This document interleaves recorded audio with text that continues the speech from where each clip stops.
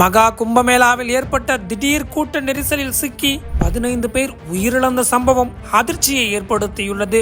மேலும் 40க்கும் மேற்பட்டோர் படுகாயங்களுடன் மருத்துவமனையில் அனுமதிக்கப்பட்டுள்ளதாக கூறப்படுகிறது. உத்தரப்பிரதேசத்தில் உள்ள பிரயாக்ராஜில் கங்கை, யமுனை, சரஸ்வதி ஆகிய 3 நதிகளும் ஒன்றிணையும் திரிவேணி சங்கம் பகுதியில் கடந்த 13ஆம் தேதி மகா கும்பமேளா தொடங்கியது. இது பிப்ரவரி 26ஆம் தேதி நிறைவடைய உள்ள நிலையில் உலகின் பல்வேறு பகுதிகளில் இருந்தும் பக்தர்கள் இங்கு வந்து புனித நீராடுகின்றனர்.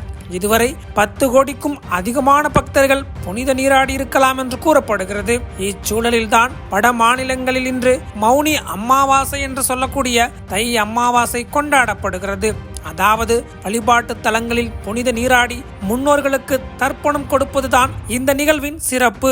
இந்த நிலையில்தான் இன்று காலை முதலே மகா கும்பமேளா நடைபெறும் பிரயாக்ராஜ் நகரில் பக்தர்கள் புனித நீராட குவிந்து வருகின்றனர். இதில் திடீரென ஏற்பட்ட கடும் கூட்ட நெரிசலில் சிக்கி 15 பக்தர்கள் உயிரிழந்த சம்பவம் காலையிலேயே சோகத்தை ஏற்படுத்தியுள்ளது. கூட்ட நெரிசலில் சிக்கி பலர் படுகாயம் அடைந்துள்ளதாகவும் தகவல்கள் வெளியாகியுள்ளது.